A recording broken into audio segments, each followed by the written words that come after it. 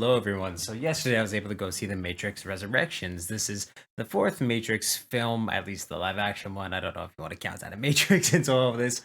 But yeah, this film just came out on the 22nd, so Wednesday, and it is about 2.5 hours long. Of course, we have Keanu Reeves back in the role as Neo. We also have Carrie Ann Moss back as Trinity. We have a bunch of new faces to add. A new actor playing Morpheus, Jonathan Groff as Agent Smith, Jessica Henwick as a character named Bugs. There's a ton of new characters in this film. So without further ado, I'm going to get into my review for the fourth Matrix film, being Matrix Resurrections. And so it's a little tough for me to talk about the plot of this movie without kind of giving spoilers away, because a lot of people don't know how Neo and Trinity are back after being killed in the third Matrix film. So I'm going to kind of stay away from just kind of giving an overview of the plot here, because again, like I said, it's a big spoiler as to how they're back, why they're back, all of those little questions that I'm certain you have in your heads. But they are back, and you do definitely get a sense that this movie was very heavily influenced by the first Matrix film, not just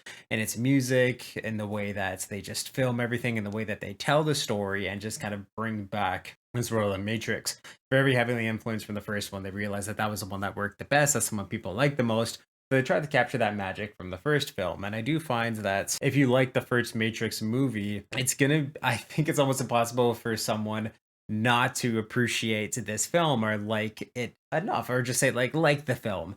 I'm not certain if anyone is going to. Well, I've always found that the Matrix has been a love hate, you either love it or you either hate it kind of movie franchise. And it's definitely going to be the exact same with this one, with this film, with a lot of people. But I do find, like I said, if you like the first Matrix film, this one should be right up your alley. I did really like the way they paced everything. They told the story, and just the way that they told everything and brought back all these characters was just a really fun way. And all the new characters that they introduced in this are very, very fun and awesome to watch. Jessica Henwick knocked her performance out of the park. She was definitely, well, I want to say, like, my favorite part of the film, and definitely one of my favorite characters. She was absolutely awesome in this role, and I wish that we got a little bit more of her. But yeah, I can't wait to see more of her if they do make more Matrix films, because she, like I said, absolutely killed it. She was awesome. I like the new actor that they have for Morpheus.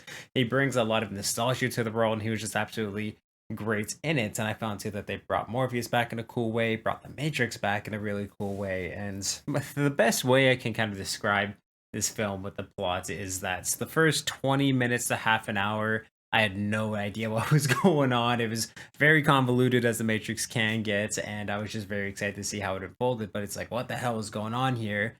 And then for basically like the next hour, it's probably like that hour after the first half an hour is probably the best the Matrix, I want to say, has almost been since the first Matrix. It was awesome. I loved what they were doing with the world building, with the characters, explaining everything. Some of the really, really cool action.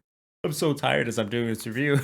Yeah, some of the best action that the series has seen. It was awesome. And then, kind of near the start of the final mission, they kind of have two goes at it. The first part, I didn't really like how they were doing what they were doing, but then it circles back and it turns into, again, something that I was really, really enjoying. It was super fun to watch. And the music pumps, the action pumps, the characters definitely bring all that they can to their roles, and they have a lot of fun kind of playing with the rules of the Matrix and bringing in past things into this world that they're in here. And it was just super fun to watch, like I said. And it has one of the most absolutely bonkers and wild, like, ends, fights, ends, basically action sequence that I've ever seen, mostly with the scenes with Neo and Trinity, where again, I don't want to get into it too much, but there's a part where they're trying to escape from a certain battle, and just what happens is absolutely insane. And it's a really fun way for Neil Patrick Harris's character, who's kind of the new overlord of the Matrix, to really shine and show how terrifying and how much control he actually has. And then again, I like the way that they ended it. I like the way that they told the story, but like the last 5 minutes, I just thought was so corny and goofy, and it kind of went back to me being like, "Oh, what the hell am I watching here?"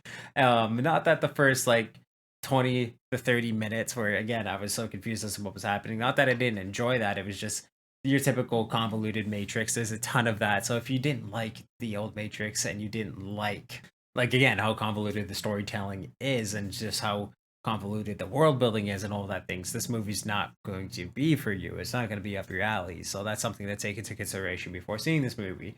But I did really have a lot of fun with the Matrix. Again, just like I said, some acting issues, a little bit of pacing issues, and sometimes too there's things about the Matrix. Like I appreciate that they kept some of the old special effects, but even with the Matrix itself, not all of it has aged well, and transferring it into like 22 years later from the first one, not everything works as well as it did back in the day, but I do find the Matrix is still highly relevant to taking into a contemporary context. It still works very, very well as a story and as an idea, and I feel like they translated it pretty damn well. But of course, not everything translates as well as it did back in the 90s. But I did still have a fun time with this movie, and I do highly recommend it. And with all this taken together, that's why I'm going to give The Matrix Resurrections a 7 out of 10. Like I said, if you weren't a fan of the old movies, this is not going to be for you. It's not going to redeem it in any way. But like I said, if you like the original movies, this is going to be right up your alley. And there's a lot here to unpack, and